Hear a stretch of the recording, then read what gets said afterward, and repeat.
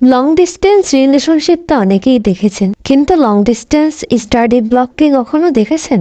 আসসালামু আলাইকুম everyone, this is day 1 with টিউলিপন্স বাই তাসলিমা। তো ক্যাপশনে পিঠা উৎসব লেখা সত্ত্বেও আমাদের ছিল সেদিন সেকেন্ড ইন কোর্স এক্সাম, আর ভিডিও ফুটেজগুলো আমার এক্সামের শেষে নেওয়া হয়েছে। তো সেদিন ছিল ইসলামিক ইতিহাস ডিপার্টমেন্টের পিঠা উৎসব। তো আমরা এক্সাম শেষ করে কমার্স বিল্ডিং এর 4th ফ্লোরে চলে যাই, আর সেখানে কি পরিমাণ ক্রাউড ছিল দেখতেই পাচ্ছ। তবুও আমি কিছু ফুটেজ না ট্রাই করেছি। এখানে তাদের ডেকোরেশন গুলো একদম টপ নচ লেভেলের ছিল, আর তাদের স্টল গুলোর ডেকোরেশন যত সুন্দর ছিল, পিঠাগুলো অনেক বেশি ছিল, হিউজ পরিমাণের পিঠা ছিল। আমার জানার মতো অন্য অন্য কলেজে ডিপার্টমেন্ট ভিত্তিক এরকম পিঠা উৎসব হয় না, সবাই একদিনেই স্টল দেয় আলাদা আলাদা ডিপার্টমেন্ট ভিত্তিক, তারপর তাদের পিঠা উৎসবটা অনুষ্ঠিত হয়। কিন্তু আমাদের এই কলেজে একটু ভিন্ন।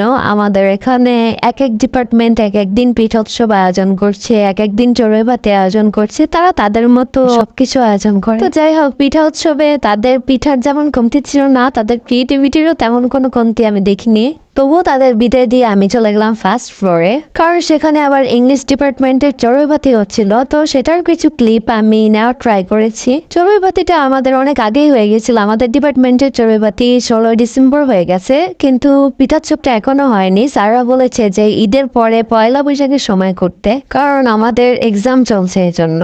আমাদের কলেজ নিয়ে তোমাদের কোনো কোশ্চেন থাকলে অবশ্যই কমেন্ট সেকশনে আস্ক করতে পারো। সবকিছু শেষ করে আমরা 11:30টার দিকে ক্যাম্পাস থেকে বের হয়ে যাই, আর বের হয়ে এরকম রাজনৈতিক পরিবেশ দেখে মনে হলো যে তাড়াতাড়ি বাসায় চলে যাওয়া উচিত, কারণ এখানে খুব বেশি সেফ আমি ফিল করছি না। তারপর আমার ফ্রেন্ড আবার একটা সফট টয় কিনতে হকার্স মার্কেটে ঢুকলো।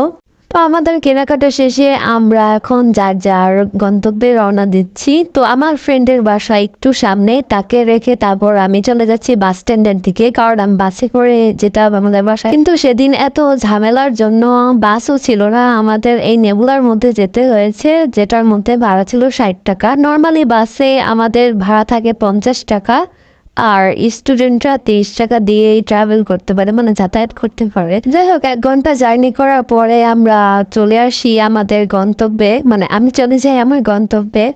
তো বাসায় চলে যাচ্ছি। ভিডিওটা ভালো লাগলে একটা লাইক করে দিও। তোমাদের কাছে ভিডিওটা ভালো লাগলে আমি নেক্সটে আরো ভিডিও নিয়ে আসবো, এরকম পার্ট 2 পার্ট 3 করে। তো দেখা হচ্ছে পরবর্তী ভিডিওতে। আল্লাহ হাফেজ, টাটা।